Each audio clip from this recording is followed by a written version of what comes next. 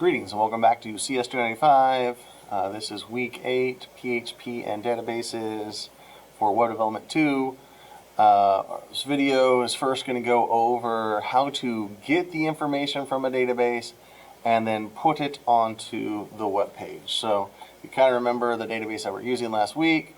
I'll show you what we did with it and then show you an example and then kind of walk you through another example. So if we go to our file manager, again, I'll show you the index file I have. I created a subfolder for DB for all of this information. So if you're doing that as well, you can follow along. Otherwise, let's go ahead and look at the index file.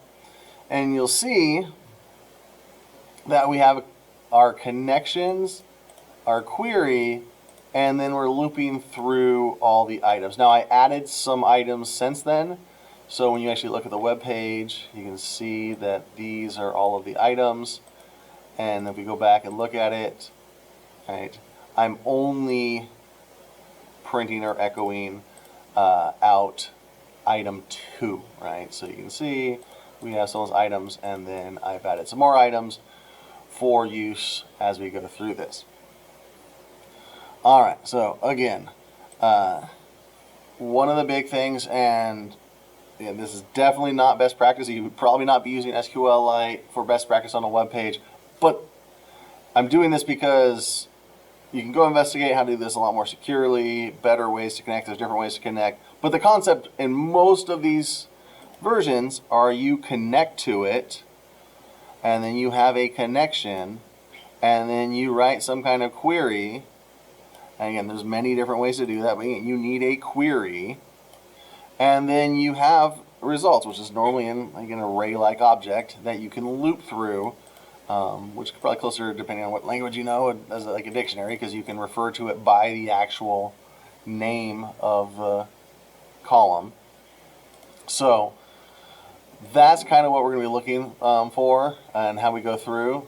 So for this very, very simple version, when you're just doing the PDO, right, thing, all you need to do is make sure you bring the file. Now, I've had issues. If you open this, it gets corrupted and stops working. So just upload it and don't touch it. Otherwise, you'll need to re-upload it again. But this was the file that we were working with. I just uploaded it here, and you can see that it's clearly interacting with it.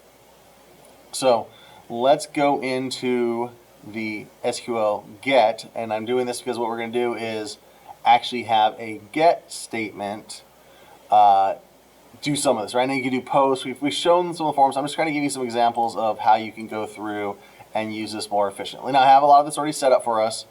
So if you want to pause here and type it out real quick, by all means. But I have our form. And we're just going to go ahead and use the current page we're on. And I like, even if we're on the same page, typing it in just for cleanness, so I always remember that, because I have a lot of students that will do it. Sometimes they'll put it on when they have the same page, sometimes they won't. And what that normally translates to is when they want to go to a different page, they'll forget it, because a lot of the times when they do the same page, they don't put it at all. So I just get in the habit of putting it always on there. And this is going to be a get, so remember, it's going to show up here. And then we're going to ask them for a number, and this is the number we're going to use. If you remember, there's only two things in this database. There's there's the ID, but then the two things are item 1 and item 2. Item 1s are numbers, item 2s are strings. So we're going to be able to try to grab them by that. So also, I'm going to show you different ways to do some items in here. But we have our name of num, right? And if you remember how those gets, we'll show that in a second. We have a submit. So again, we have enter a number, type it in, and then a submit. And then we have our protection, right? So is set. We're looking for this num to be there. Otherwise, we're not going to try to get, because as we're going to write this, you'll see why it's going to break the code if we don't do this right. So, or it has potential depending on how you write your code. And then we have an else statement saying, hey, there is nothing to get because you did not get anything. So let's write the SQL to this, right? So, and this is something you might have noticed that you can put the whole entire SQL statement in here, and that is totally fine. However, sometimes when you make other items, you might want to go ahead and do this. So first I'm going to go ahead and get the variable to make it easier for me. So I'm going to do num equals, and then this whole get num. All right, let's get that num. All right, so whatever they type in, we're going to get it. We're going to put in this variable. And again, you don't necessarily have to put it into a variable. You can just put this wherever you need it. But for now, I'm going to try to make this look a little nicer. So let's select star. So select everything from loop test where, again, item 1 is the number, and let's do greater than. We've done these before. Now here's the kicker. At this point, we don't want to type a number. We want to put whatever they put in there. So we're going to concatenate and then num. Now you don't put a semicolon at the end of this. It just sends it through for most of these things. It just automatically knows to put a semicolon at the end. So don't put a semicolon in there. It'll send it through. And again, this by no means is secure. And the whole point, I mean, there is really no security with the SQLite anyway. So just to be clear, this by no means is clear. If you're going to make if you want to make it secure, don't use SQLite and go research better ways to do it. But again, this is how it works, right? You're writing the thing, you're concatenating, you're writing the query, you're concatenating in. So whatever they type will go there. Now this is a number. If it was a string, remember we got to use the single quotes, and we have to concatenate on the other side that single quote as well, right? But this is not a string, so don't do that because this is a number, and we'll get some more examples in a second. But again, it's just item greater than whatever the number is, and then we're going to send it to it. Now, here's a couple things to note. I'm going to save this, close it, and show you the index one more time. Now, notice I put the whole entire connection into PDO, and this is normally what I use, but often, you might forget it or you go online. When you're copying stuff and you're trying to figure out how to do it, make sure you understand what's going on. Like, this is the connection, right? So when I go here later, if I were to put my PDO here, it's not going to work. These are now different things, right? So this is the connection. With the connection, run this query, right? And then it takes results, and then it loops through each of them. So let's go back to the main one. We'll talk through that one. Oops, wrong one. So again, we're connecting. This is telling it to be SQLite. There's other PDOs. Again, there's probably better ways to do PDOs. There's definitely more secure ways to do PDO, but it's just using PDO. It's just allowing it to connect to the database, SQLite, and then the database. If you have the database in another folder, right? If I had another folder that was called DBs, then I'd also have to, put its path just like any other file you're referencing. But this is right here. I already showed you. It's in there. So again, make sure that you have these connections right? So again, you just copy and paste. Make sure you understand where you're getting this information from. So in this case, I went ahead and used this my PDO again just to show you it doesn't really matter as long as you're being consistent. So here's my connection. Here's me using my connection. So I get my num. There's your semicolon there from copying it. And I check it. All right. So now let's go ahead and loop through it. So for each. And then in this case, you also notice the last one was results.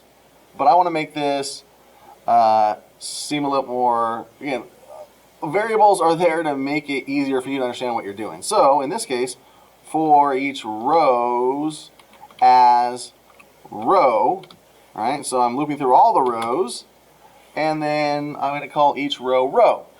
Again, you could do it, or you could result. You have results here, results as R. I mean, it really doesn't matter as long as you understand, like, this was the whole result. So the result, and then as. And this is different than a lot of languages. A lot of things will be for each row in rows, but again, pay attention to how that's done.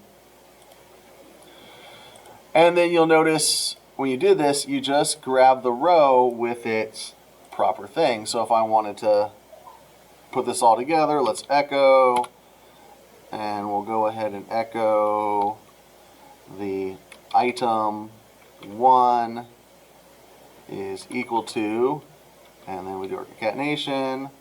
So again, we do the row, and row because of this, right? Not because it's necessarily a row, right? Row's not the command, row is the variable that we have, and then item 1.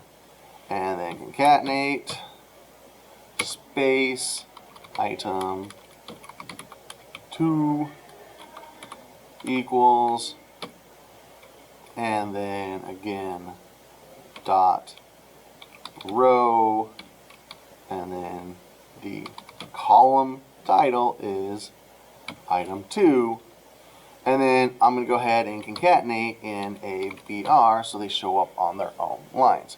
Alright, let's save this. We might have some errors in here, but again, that's kind of what this is about. So we saved it, we go over here, I'm going to refresh this real quick. Not working, so again, I do have an error somewhere in there. Let's see, what did I do? My PDO test, get, that was 5 rows, PDO row, for each row as a row, oh, semicolon. Alright, so let's see if that fixed it.